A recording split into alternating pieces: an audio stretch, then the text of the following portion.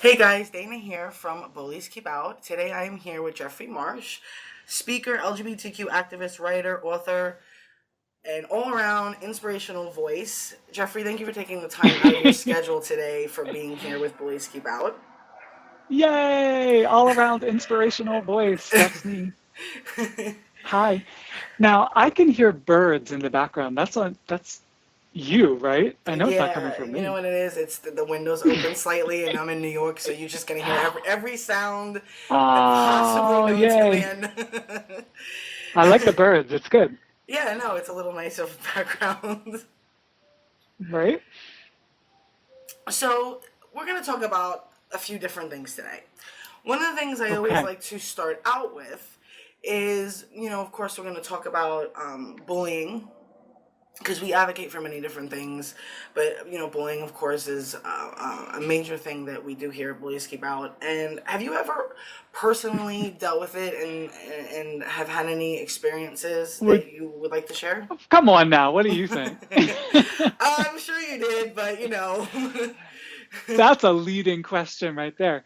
Yeah. So at Bullies Keep Out, you're anti-bullying, right? Yes, we're anti-bullying, anti-hate, LGBTQ, equal rights, human Yeah. rights. Yeah, and so am I. And it's actually because for most of my life, I was bullied, Mm-hmm. even by teachers, and to be really totally honest, sometimes by my parents. Wow. No, unfortunately, Sorry to get unfortunately, deep right away. no, unfortunately, I can totally understand that, and I've heard people say this many times, and it's a sad thing, but it's true that it lies in the family, unfortunately, and it's a very disheartening thing to hear, but it exists. Yeah, and one thing I've learned actually, before we get off the subject, Mm-hmm. I, I suspect that bullies have been bullied Mm-hmm. and they're just perpetuating the cycle. Mm-hmm. Is that yours? Do you Yeah. suspect that as Oh, well? absolutely. They're Yeah. definitely victims. They're all victims of something. It's really like sometimes some of us decide the buck stops here. Hmm. We're not, even though we're bullied, we're not going to turn around and bully other people. And that actually takes a lot of courage for you to stop the cycle in your own life. It very much does. It's hard to do, but we do have control over it, and we do have the power to, um, Honk, stop honk, it. honk. That's New York New City York for you. City. Every sound you'll hear that's ever known to the universe, you'll hear in the background in New York City. Yes, it's we can control it, and I know that it's a very simple thing to say, easier said than done, but I've heard so many inspiring stories of people who have overcame, and they have beautiful stories to tell.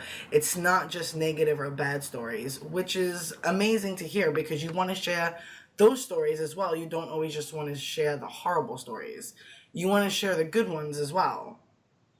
Where are you from, Oh, Dana?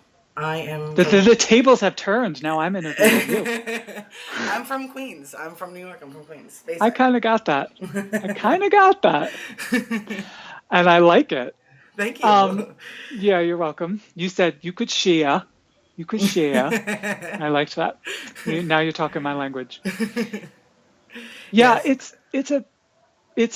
it takes courage to stop the cycle, and it takes courage to learn to how do I say this? To learn to see your life from a positive angle. Mm-hmm. So horrible things were done to me, Mm-hmm. but the real point of who I am, who Jeffrey Marsh is that I am spreading love and kindness now. Mm-hmm. And that people are really drawn to that. People really want that in their lives, right? It's not what was done to you, it's Mm-hmm. what you do with what's been done to you. That's what counts. Absolutely. And I love that because we're about that too. And everybody that we work with, it's really about just spreading more love and kindness. And I think the more, well, I don't even think I know, if the more of that that's out into the world, things would be so different. It's just we're so divided at times, and you see Sometimes you feel like you don't see it at all, and other times you feel like you see an abundance of it. But the more people like yourself, it's just it's amazing, and we need as many human beings out there like that as possible, spreading that message. So that's awesome. I think so too. And that's why, bullies keep out is so important too. Thank you. Yes, we love what we do here, and that's we're all about. So many things. We love to intertwine everything. Um, Another thing that I wanted to talk about, because I think it's very important, because I actually was just having a conversation with this on, I think it was a fan page. It was a thread. And I want to talk about the they, them, non-binary pronouns and whatnot, because people have a lot Good. of misunderstandings about this, and I think they feel, I don't want to offend, I don't want to say the wrong thing, they're not doing research, they're making assumptions, and I think it's an important topic for people to understand from your perspective. Sure. So do you want me to talk about some misconceptions or Yeah, it's what like do you want? debunk some myths, some misconceptions. Why it's important to you in the community to make sure that those pronouns are specifically used. Yeah. Yeah, it's uh it, it, life is a balancing act, right? And it is incredibly important for me that people use they them when referring to me. Mm-hmm. And I don't ever in my lifetime want anyone to feel bad for saying the wrong thing. Okay. So you put all of that together, and I have a really, really kind, gentle, easy approach. I will absolutely talk to people about it, correct them if they use a different kind of pronoun for me. Mm-hmm. But it's never about wagging a finger, tisk Mm-hmm. tisk, you Right. should, because I just don't talk that way. Right. On a personal level, I never felt like a guy Mm-hmm. or like a man. Mm-hmm. And so I am gender fluid, Mm-hmm. and it's become more mainstream.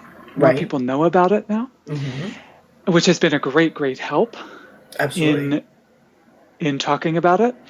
And so whenever, and it sounds so weird, but whenever anybody would say he or Mm-hmm. hey dude Mm-hmm. or whatever they would say, I would have an internal reaction of, that just doesn't Mm-hmm. feel like that's correct. Right. But I knew also that I wasn't transgender, Mm-hmm. and I wasn't planning on living as a woman, or I also knew that that just was not part of my destiny either. And so on a personal level, it just feels good and feels right and feels respectful to hear someone say, there's Jeffrey. They are a brilliant author. They are so good looking. They have such an awesome talent for everything on earth. Mm-hmm. That feels good. Right. feels That feels good in a number of ways. But when people use they, it feels really, really good. So that's step one. Mm-hmm. Step two, we can talk about myths if you want to, or debunking some Absolutely, things. absolutely, because I think that it's important. The more we educate people that are misunderstanding, the better off it is, so people aren't so harsh or hateful or nasty, and maybe they can start understanding things rather than just hmm making things up. hmm Yeah. So one of the myths is, people get on their grammar Hmm. high horse and say they is for multiple people. I could never use it for one person. Hmm. This is not true. You use it for one person all the time in your life. If you don't know who the person is, you say, someone left their umbrella here. I hope they come back and get it. Hmm. And it's actually perfectly acceptable to use in everyday speech. And now, Merriam Webster and the American Dialectic Society and a few other places have greenlit using they for gender fluid people. It's now proper grammar to use, and you can use it with impunity. Right. Another myth, if I may, Hmm. debunk. Absolutely. Thank you. Um, just in general is that using they, them and being gender fluid and even being trans in general, people assume, or a lot of the hate I see online from bullies says, Right. you're just doing that for attention. No, Yeah. we're not. I know. I've seen that all the I've seen that. Trust me. I see it all the time. And the debunking is, some people do it very privately. I hmm happen to be a public figure. Right. Some people do it privately. And the psychological stress that you are under when you realize that you're gender fluid or that you're transgender or that you're asexual or that you're a demi boy or whatever, category you want to put yourself in, living under the stress of having to lie about that is so harsh and so cruel that you want to tell the truth. hmm And 99.99999% of the time, well, let's just go for it. 100% of the time, that's the motivation. To Exactly. live in integrity and to tell the truth and to have the relief of being out. Does that make sense? No, it absolutely does make sense. And like I said, Yeah. that's why I feel it's so important to, continuing having these conversations and breaking stereotypes or stigmas or, in like you said, debunking myths, because I can't tell you the countless number of times, because I have many friends that I love dearly, some of the best people I know in the LGBT community, and of course we advocate for it in our organization, and I work with a lot Yeah. of them. I work with so many of them, so it's very important, and we try to discuss it as much as possible, because there are so many people, and I've seen them say it. I don't understand. At least some of them are trying, but then you see the horrible side, or the horrific side, and you see people being hateful, or you see people, oh, this is ridiculous, or it's a mental. I actually saw somebody say the other day that gender dysphoria is a mental illness, and I'm like, well, no. Right. No, it's not. I have a degree. I have a degree in psychology. I can assure you, it's not Yeah. in the DSM. And Yeah. they didn't say anything, and I kind of felt like, well, this is what we're supposed to be doing. We're supposed to be speaking out and standing up. So I'm gonna debunk that myth right there, because that to me just kind of was basically intolerance and not wanting to understand. Yep. Yep. And that, to talk about it in a very general way, that's what so much of bullying is, not wanting to understand. I wrote How to Be You with Penguin Random House. Yes, I was going to And talk to you about that. oh, good. And there's a whole chapter in it about haters and bullies, and actually how the hate belongs to them and not to who they're bullying, which is such an important point to realize.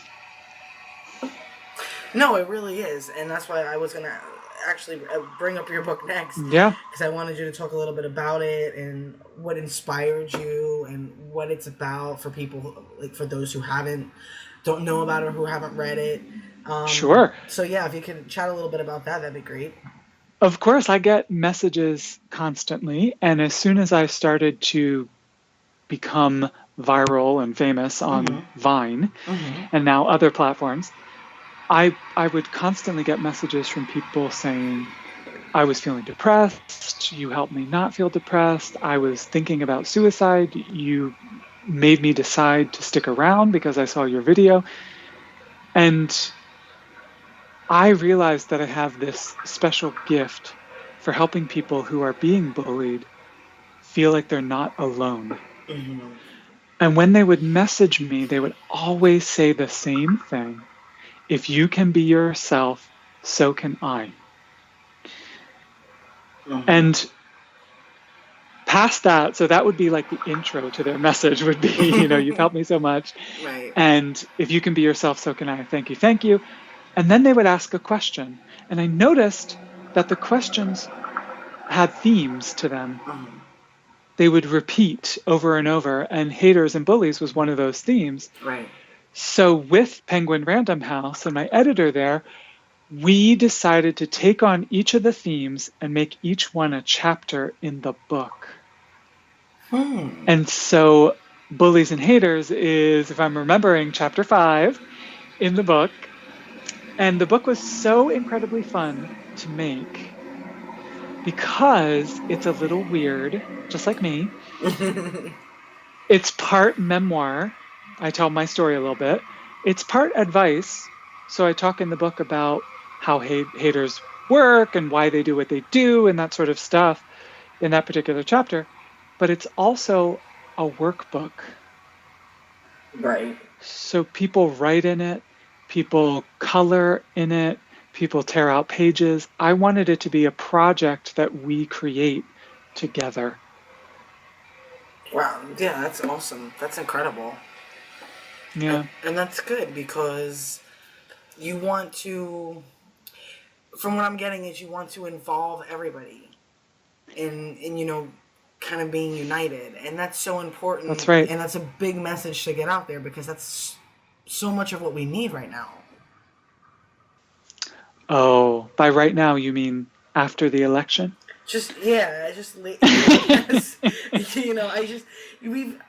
it's just become, I mean, everybody's noticed it. It's not something that's not noticeable. I mean, the world has just become so very emotional and divided and a lot of hate, even more so than there was before now with the whole election and everybody's opinions and the point of views, and you can have one and you can't have an opinion, and well, you're not allowed to have an opinion, but you can.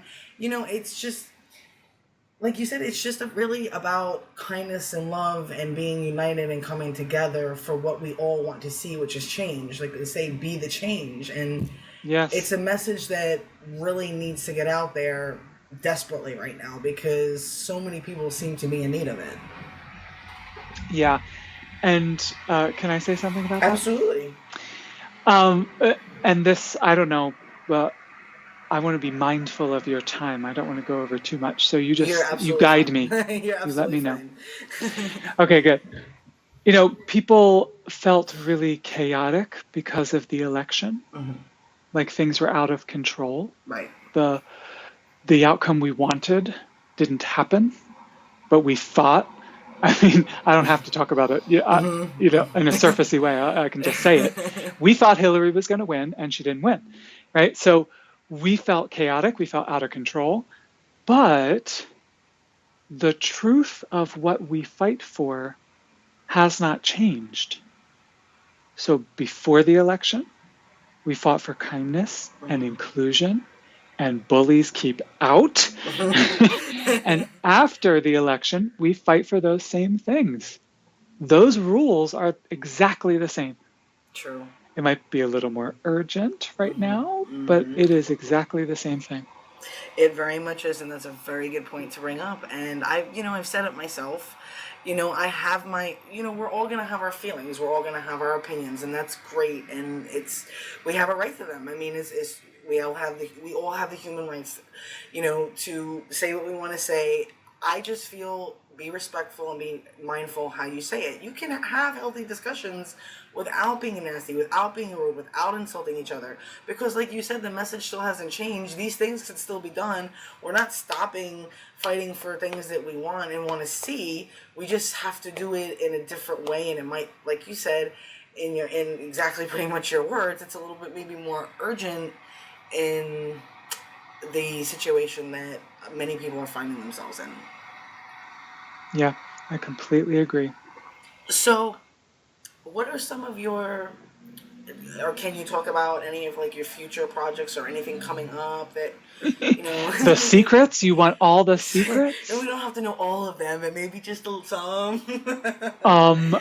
In the works, I can't say a dang thing about it, but in the works, we'll be going into the TV space in the future. Hoping to just continue the mission, not just, hoping to continue the awesome mission of helping people feel good about who they are and live better lives and embrace all that they were taught to hate about themselves, taught by bullies sometimes to hate about themselves.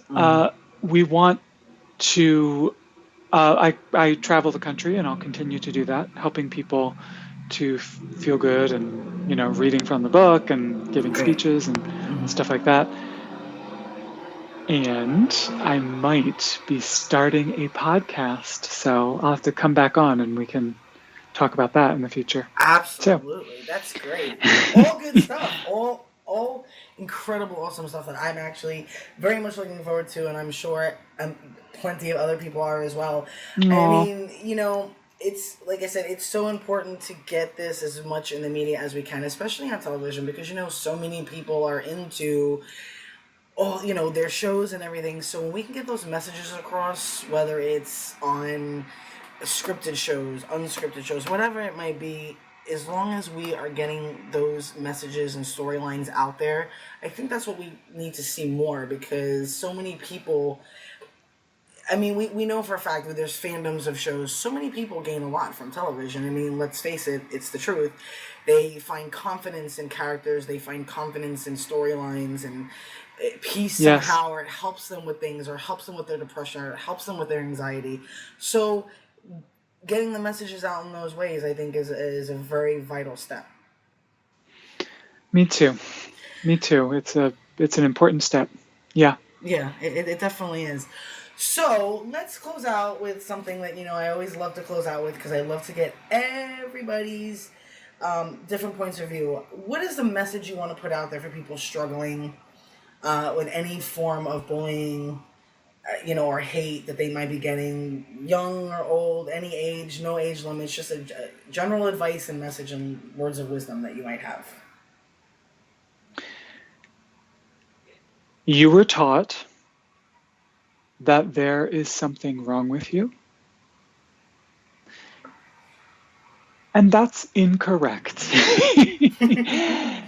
There is nothing wrong with you. A bully attaches to your own internal ideas about what's wrong with you. And if you work with that internally and you drop those ideas and you realize how beautiful, perfect, wonderful you are just as you are, that there is nothing wrong with you, then bullies have a lot less power in your life. How was that? How'd I do? That was amazing. It was great. It was good. I mean, like I said, everybody has their own, personal, from the heart messages, and that's why I love to always ask that question, because it's Aww. so much different. It's nice to get everybody's feelings on it, because everybody has something different to say, even if they're all about the same type of things, bullying, hate. Yeah. Everybody has a different message, and so I love to ask that question as we close out. Aww. We are unique. That is Yes, true. absolutely. We're the same, but we're unique. It's like it's Hmm. this. It's all the same, but we all have our unique characteristics, which is Yes. what separates us from being, all the same people. Yes. Which would be a little bit boring. So, Absolutely. thank you so much, Jeffrey, for taking time out of your busy Oh, schedule thank you, to chat Dana. with me today. I appreciate it. It was so wonderful. I'm happy to do it again anytime. I will definitely be asking you to do it again, especially when you have all these new things in the works. Okay, We will good. It's a definitely deal. chat more and spread the word. Great. Thank you, Dana. Thank you. Everybody, I hope you enjoyed this podcast with Jeffrey. Be kind and love big.